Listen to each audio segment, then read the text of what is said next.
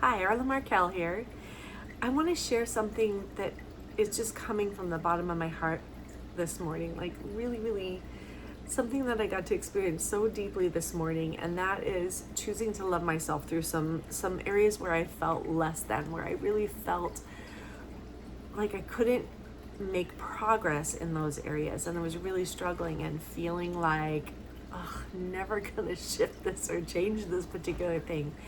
And I had spent a lot of years in a church cult. Some of you probably know that from listening to some of my other videos. And so when I was there, it was all about fear and guilt and shame and condemnation. There was all this like I always felt like I could never do enough. And I was already spending like 40 hours a week at church serving and doing all kinds of beautiful things for other people.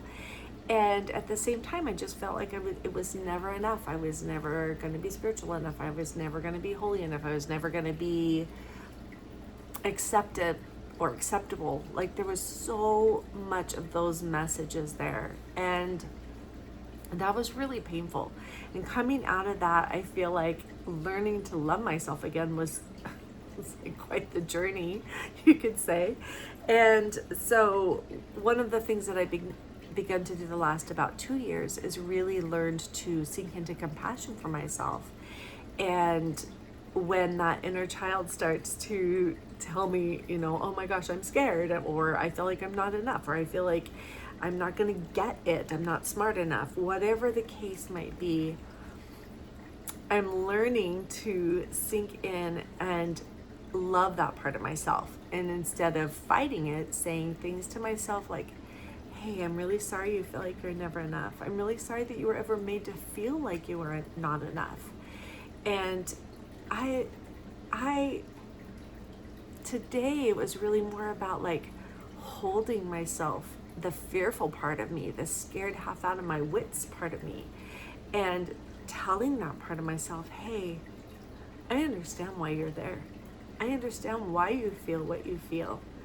I feel it with you, and I know why you feel that way, and I know what it is that's driving that, and I love you. And that's the inner child part of us that's like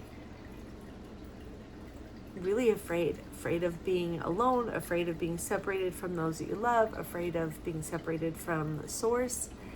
And that's the part of us that when we give it so much love and compassion, then we're able to turn around and give that love and compassion to other people. When I came out of that cult, I started to realize that anything that was present in my mind, whether it was a belief about other people or a belief about what's right or wrong, whatever that belief was, if it caused me to look down on someone else in an egoic fashion, or look down on myself in an egoic fashion, I realized that didn't belong with me. That's not a belief that I want to hold on to, because the bottom line is love God, love people. The bottom line is choose love over fear. And so I found myself asking myself this question a lot, because when you come from that kind of traumatic place where you've experienced a lot of trauma and you've experienced a lot of negative programming, you have to begin to ask yourself, am I coming from love, or am I coming from fear towards myself? Am I coming from love, or am I coming from fear towards this person? And it really radically changes your relationships. It changed my relationships, because then I could back off, I could sink into what was really happening, and I could love myself, and then turn around and have compassion and love for that other person as well. Because when we are giving that to ourselves, it is far more natural and easy and authentic to give it to someone else, because for whatever reason, it's harder for a lot of us to give it to ourselves. So choosing love over fear, choosing love over the ego, is really something that I feel like I'm growing in every day and choosing every day. And I would strongly encourage all of us, this is what makes the world a better place, right? This is us being the change internally so we can be that change externally and choose a love that will not let go, a love that is patient, a love that is kind, a love that is enduring. I think deep down inside, all of us want to experience that, and oftentimes we have to give that deeply, experience it deeply inside of our own being before we can give that to another person. And that's what creates whole people that aren't operating out of woundedness, but out of wholeness in and of what's going on inside. We're able to offer that like whole beautiful connection.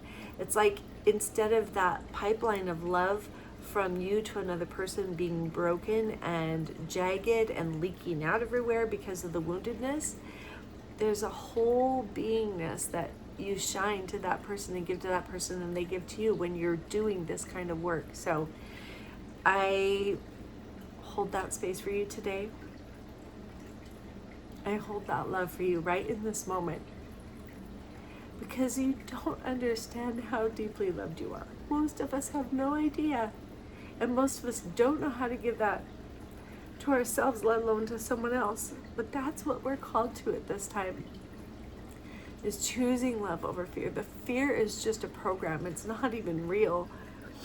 The only thing that really is real on this side of the veil and on the other side is the love that we give and that we offer to one another and that we offer to ourselves. So I just want you to know I'm holding space for all of us today. And if you want to learn more about being able to do that and why it's so important and how it affects all of the collective and the energy that is, there's a really powerful book that I would recommend called Power versus Force. And it's really all about coming from love. And we can do this. We can spread love. We can hold each other in a space of healed wholeness. And when we do that, it makes the world a better place.